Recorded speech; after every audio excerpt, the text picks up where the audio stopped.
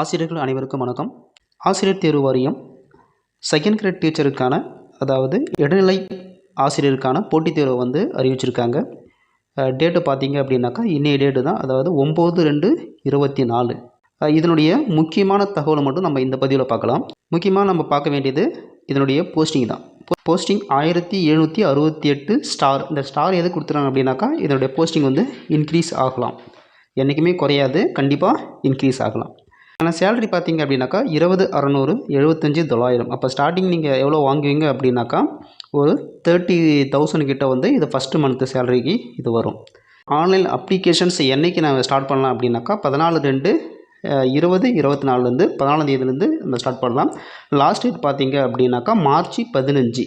அடுத்தது exam date பார்த்தீங்க அப்படின்னாக்கா June 23ஆம் தேதி எக்ஸாம் டேட்டு கொடுத்துருக்குறாங்க. அது டென்டேட்டிவ் அப்படின்னாக்கா அந்த டேட்டு வந்து தள்ளி போகலாம் அல்லது அதே டேட்டில் கூட வைக்கலாம். அது வந்து மாற்றத்துக்கு உட்பட்டதுன்னு அப்படி சொல்லிக்கிறாங்க. அப்போ முக்கியமானது அது நோட்டிஃபிகேஷன் வந்து 9ஆம் தேதி இன்றைக்கி விட்டுருக்காங்க. அப்ளிகேஷன் ஆன்லைன் அப்ளிகேஷன் வந்து என்றைக்கு ஸ்டார்ட் ஆகுதுனாக்கா 14ஆம் தேதி பிப்ரவரி. லாஸ்ட் டேட் பார்த்தீங்க அப்படின்னாக்கா next month March 15 last date.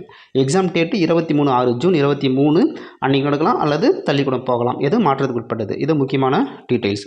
இதில் முக்கியமாக குவாலிஃபிகேஷன் பார்க்கும்பொழுது என்ன குவாலிஃபிகேஷன் அப்படின்னாக்கா கண்டிப்பாக இந்த கேண்டிடேட்ஸ் வந்து டெட்டு பேப்பர் 1 வந்து நீங்கள் கிளியர் பண்ணியிருக்கணும். டெட் பேப்பர் 1 கண்டிப்பாக பாஸ் ஆகிருக்கணும். அதே போல் உங்களுடைய குவாலிஃபிகேஷன் வந்து higher secondary +2 +2 2 year diploma course மட்டும்தான் இதுக்கு எலிஜிபிள். அப்படின்னா என்ன சார் அர்த்தம் அப்படின்னாக்கா, சப்போஸ் இப்போ வந்து சில பேர் வந்து டெட் 1 டெட் 2 ரெண்டுமே பாஸ் பண்ணியிருப்பாங்க. அவங்களுடைய குவாலிஃபிகேஷனானாக்கா B.Ed மட்டும்தான் முடிச்சிருப்பாங்க. இவங்க இந்த டெட் 1 அதாவது இடைநிலை பட்டதாரிக்கு எழுதுவதற்கு தகுதி இல்லை. அப்போது டெட் 1 கண்டிப்பாக முடிச்சிருக்கணும். ப்ளஸ் என்னன்னாக்கா நீங்கள் 2 வருஷத்துக்கான டிப்ளமோ கோர்ஸ் கண்டிப்பாக இதில் படிச்சிருக்கணும். இதுதான் இதில் முக்கியமானது. அவங்க மட்டும்தான் இந்த எக்ஸாமை எழுத முடியும். சப்போஸ் நீங்கள் சார் நான் டெட்டு 1 பாஸ் பண்ணிட்டு B.Ed வச்சுருக்கேன் அப்படின்னாக்கா கண்டிப்பாக நீங்கள் எக்ஸாம் எழுதி பாஸ் பண்ணாலும் உங்களுடைய சர்டிஃபிகேட் வெரிஃபிகேஷனில் நீங்கள் ரிஜெக்ட் பண்ணப்படுவீங்க. இதில் இந்த நோ அப்ஜெக்ஷன் சர்டிஃபிகேட்டை வந்து நான் ஒரு தனி வீடியோவை போடுறேன். எக்ஸாமினேஷன் ஃபீஸ் பார்த்தீங்க அப்படின்னாக்கா MPC OC BC எல்லாமே வந்து 600, SC ST மிடில் கேஸ்ட் வந்து 300 ஃபீஸ் கட்டணும் அந்த எக்ஸாம் அப்ளை பண்ணும் பொழுது. ஸ்கீம் ஆஃப் எக்ஸாமினேஷன் எப்படி நடக்கும் அப்படின்னாக்கா இது ஒரே டைமில் நடக்கிற எக்ஸாம். இந்த பார்த்தீங்க அப்படின்னாக்கா பார்ட் A பார்ட் Bன்னு ஒரே கொஸ்டின் பேப்பர் இருக்கும். இந்த பார்ட் Aவில் அப்படி என்னன்னாக்கா தமிழ் எலிஜிபிலிட்டி டெஸ்ட்டு கொடுத்துருப்பாங்க. எத்தனை கொஸ்டின் கொடுத்துருப்பாங்கன்னா 30 கொஷின்ஸ் கொடுத்துருப்பாங்க. அரை மணி நேரம்.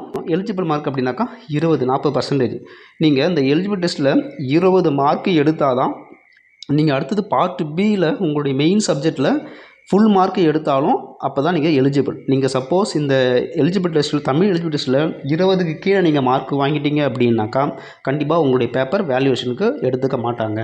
ரொம்ப ரொம்ப முக்கியமானது இந்த Tamil eligible test. Part B பார்த்தீங்க அப்படின்னாக்கா தமிழ் லாங்குவேஜ் பார்த்து தமிழ், தெலுங்கு, மலையாளம், கன்னடா, உருது அதில் ஏதாவது ஒன்று எடுத்துக்கலாம். நீங்கள் தமிழ் எடுத்துக்கலாம். அடுத்தது English, maths, science, social science எல்லாமே வந்து டோட்டல் எத்தனை மார்க் அப்படின்னாக்கா 150 மார்க்குக்கு மேக்ஸிமம் 150 மார்க் அப்படின்னாக்கா ஒரு சப்ஜெக்ட்டுக்கு 30 கொஷின் உங்களுக்கு கேட்பாங்க. அப்போ 5 × 30 150 கொஷின்ஸுக்கு வரும்.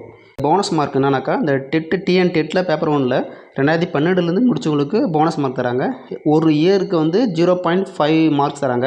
அப்போ இதில் 2012க்கு முடிச்சவங்களுக்கு 5.5 மார்க்கு. அதே போல் தொடர்ந்து கரண்டில் பார்த்தீங்கன்னாக்கா 0.5. சரி நண்பர்களே, இந்த பதிவில் வந்து முக்கியமான தகவல் மட்டும் இந்த வீடியோ பதிவில் சொல்லியிருக்கேன். நன்றி.